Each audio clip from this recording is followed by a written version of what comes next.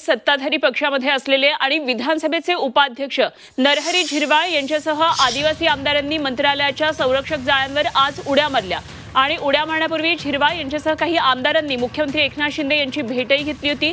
ही भेट निष्फळ ठरली आणि त्यानंतर झिरवाळ यांच्यासह आमदारांनी जाळीवर उड्या मारल्या। आक्रमक झाले आदिवासी आमदार। मुख्यमंत्र्यांना आमचं ऐकावं लागेल, ते ऐकत नसतील तर आमच्याकडे प्लॅन बी तयार आहे, असं काही तासांपूर्वी झिरवाळ यांनी म्हटलेलं होतं। एसटीच्या आरक्षणास धक्का लावू नये तसंच पेसा कायद्याअंतर्गत भरती करावी अशी मागणी या आमदारांची आहे। या प्रकारामुळे मंत्रालय सध्या हादरलंय। स्वतः आमदारांना अशा प्रकारे आज आंदोलन करावं लागलं। आदिवासी आमदार आहेत जे सत्ताधाऱ्यांमध्ये देखील बसलेले आहेत आणि अशा प्रकारे आज आदिवासी नेते आणि आमदार आक्रमक झाले। आज सकाळपासून या घटनेकडे लक्ष लागलेले आहे। आधी एक आमदारांची बैठक झाली, आदिवासी आमदारांची। राज्यभरातून सर्व पक्षाचे आमदार या बैठकीसाठी उपस्थित होते।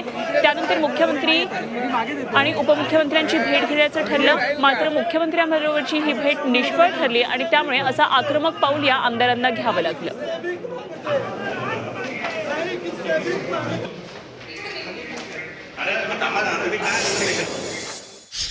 कुठलंही कारण न सांगता बी प्लॅन।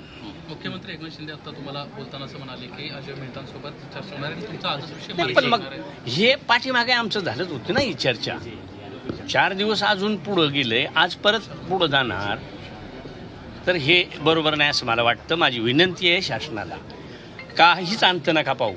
आता आम्ही अजूनही थोडा वेळ बसतो, जागा जिथं मिळेल तिथं, आणि मग त्याच्यावर निर्णय करतो आम्ही।